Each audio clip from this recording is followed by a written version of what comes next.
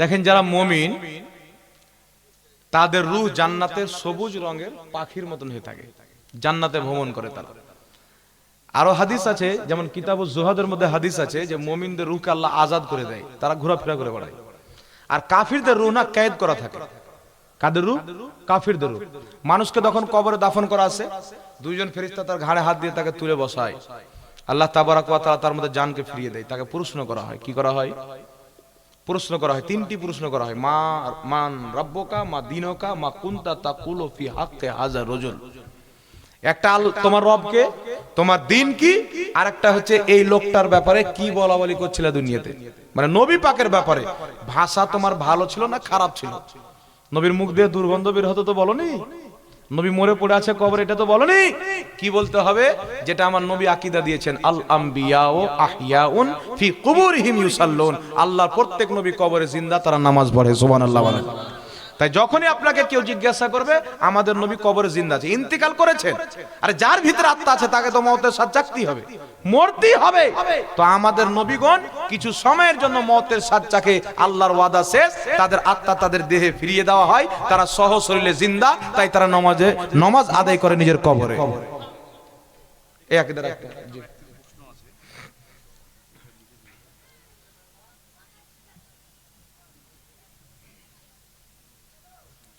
কয়েক মাস পর বাংলাদেশের বক্তা আলাউদ্দিন জিহাদি একটা বক্তব্য দিয়ে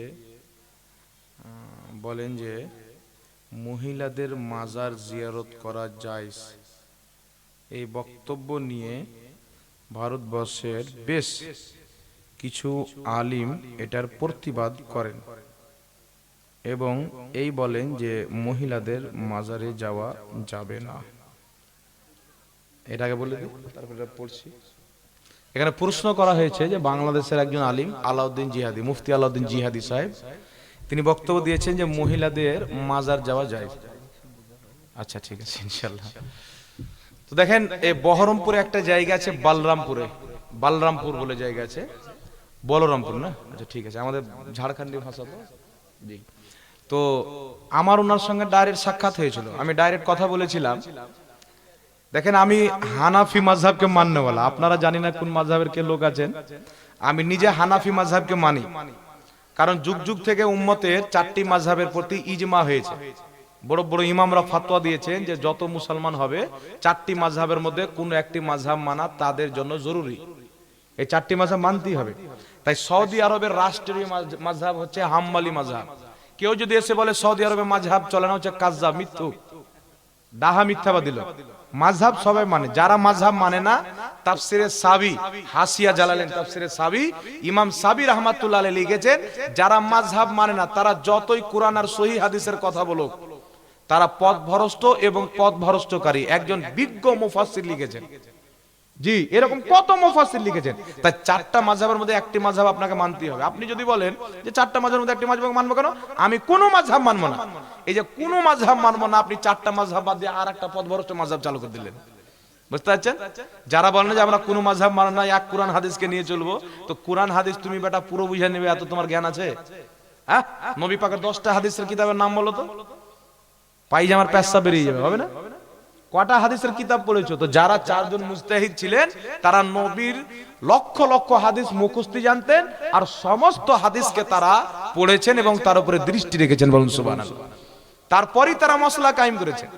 আপনি আমি যখন মাযহাব মানবো না, ক্ষতি কি হবে জানেন? এই যে কোরআন পাক বললাম, হাদিস পড়লাম, একটা হাদিস পেলাম যে নবী পাক বলেছেন বুখারীতে, যে ব্যক্তি সূরা ফাতিহা পড়ল না তার নামাজ হলো না।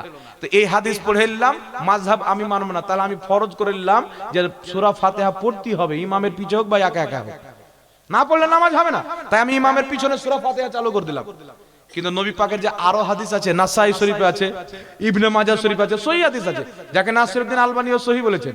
নবী পাক বলছেন ইন্নামা জয়লাল ইমামু লিইউতাম্মা বিহি ফাইদা কাব্বারা ফাকাব্বিরু ফাইদা কারাআ ফানসাতু।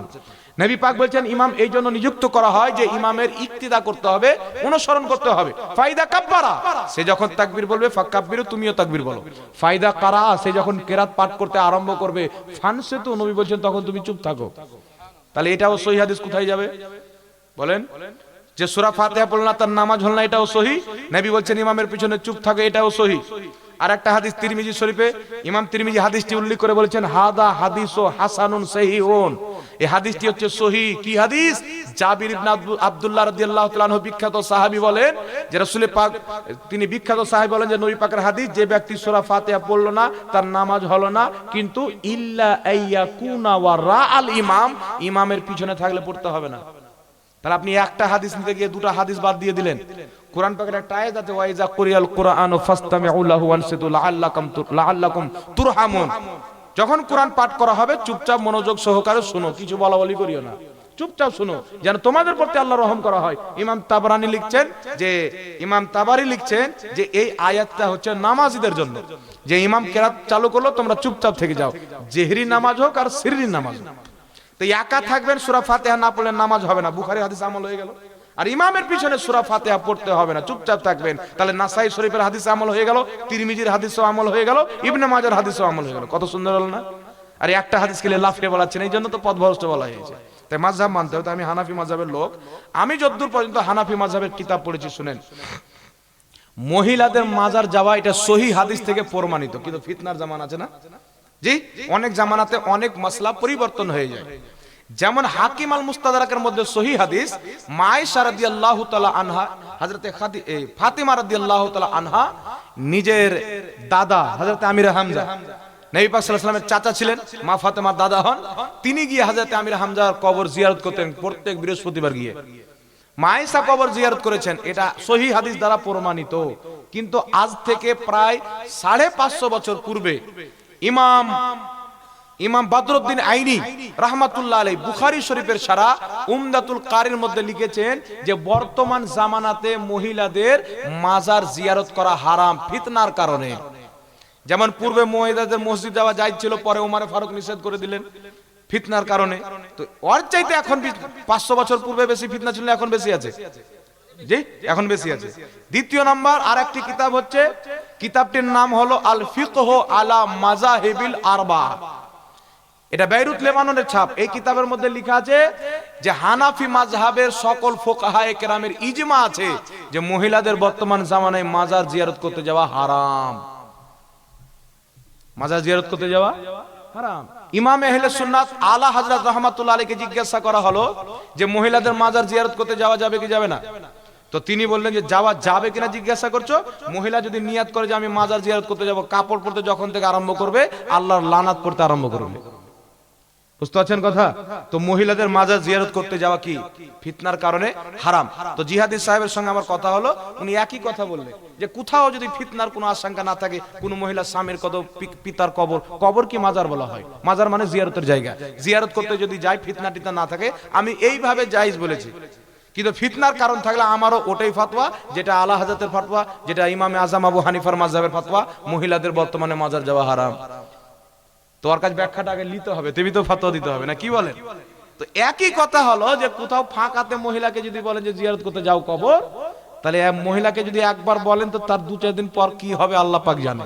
তাই কোন কবর মহিলাদের জিয়ারত করতে যাওয়া বৈধ না। তারা কবর জিয়ারত করবে, মসজিদে গিয়ে নামাজ পড়তে পাবে না, তো কবর জিয়ারত করতে পাবে? জি জি। তো এটা ব্যাখ্যা আলাউদ্দিন জিহাদি সাহেব আমাকে দিয়েছেন, তো আমাকে যে ব্যাখ্যা দিল তো ঠিকই। তাই আমার এটা মত, যেটা হানাফি মাযহাবের মত, এটা মত আমি মানি। হানাফি মাযহাব যা মসলা আছে আমি মানি। মসলা হচ্ছে কোরআন হাদিস অনুযায়ী মত দিয়েছেন ফিতনার কারণে মহিলাদের কবর মাজার জিয়ারত করতে যাওয়া, যেইগুলো মহিলা কবর জিয়ারত করতে যায়, মাজার জিয়ারত করতে যায়, তারা আল্লাহর লানাত প্রাপ্ত, তাদেরকে তওবা করতে হবে, বাঁচতে হবে। পুরুষ জিয়ারত করতে যাবে, কবর মাজার জিয়ারত করা হচ্ছে সুন্নাত। আপনার কাছে বিনীত নিবেদন, এই যে বাংলাদেশের আলাউদ্দিন জিহাদির বক্তব্য, আরে বাংলাদেশের লোককে এত কেন টানাটানি গো? হ্যাঁ ফালতু, হ্যাঁ ও একটা আলিম, যোগ্য আলিম, আর যেটা বেজে বলেছে আমি তো বলে দিলাম। আর কি বলছেন আপনি ওর ব্যাপারে?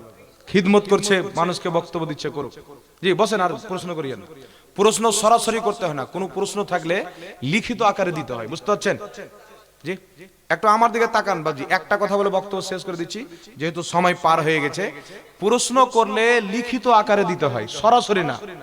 কারণ আমার এটা মাননা, কার কি মাননা আমি জানি না, যে সব প্রশ্ন আমি জেনে বসে নাই, বুঝতে পারছেন? আপনি একটা ডাইরেক্ট প্রশ্ন করলেন, আমি ওর উত্তর জানি না, তাহলে এটা আমার অপমান হবে কি হবে না? মানুষ বলে লেকচার দিতে এসে একটা জবাব দিতে পারলেন না, হবে না? তাই লিখিত আকারে দিবেন, আমি পড়বো, যদি উত্তর দিতে পারি দিব, না পারে তো রেখে দেবো। বাংলাদেশের বক্তা আমাদের দেশে ডাকে, আমাদের বাঙালের ভালো ভালো বক্তা আছে, এরা যদি বলে যে 15,000 টাকা নজরানা লাগবে, এত বেশি টাকা নেবেন হুজুর, আর বিদেশ থেকে ডাকছে একবারে 50,000 টাকা দিয়ে। মানে ও লৌহে মাহফুজের কোরআন পাঠ করে ওয়াজ করবে, আর আমি এতক্ষণ যে ওয়াজ করলাম আমার বাপের বানা কোরআন দিয়ে, নাকি? হ্যাঁ, সবাই তো ওয়াজ একই করবে। এটা মানুষের ব্রেনে কি আছে আল্লাহ পাক জানে। আমাদের কি জানেন, নাস্তার দিকে আমরা বেশি যাচ্ছি, এই বাংলাদেশ থেকে নিয়ে আসবো, এগুলো বাদ দেন। গ্রামের ইমাম সাহেব যে বক্তব্য দিবে, ওটা বাংলাদেশের মৌলবি এসে দিবে। এই একটু হয়তো কড়া কড়াই বলে দিলে বলবো একটু টান দিয়ে বলবে, আর কি কথাটা তো একই, নাকি? তো সুর আর টান দেখতে হবে না, দেখতে হবে আল্লাহ রসুলের কথা, দেখতে হবে আকাবিরিনদের ফতোয়া, ইমাম মুজতাহিদ মুহাদ্দিসিনদের কিতাব ফতোয়া দেখতে হবে, যে উনারা কি বলেছেন, কোরআন হাদিসে কি বলা হয়েছে। সুর আর টান দেখা যাবে না। তো যাই হোক, আল্লাহ পাক সকলকে বুঝার তৌফিক দান করুক। ওয়া আখিরু দাওয়ানা, সালাতু সালাম পাঠ করেন।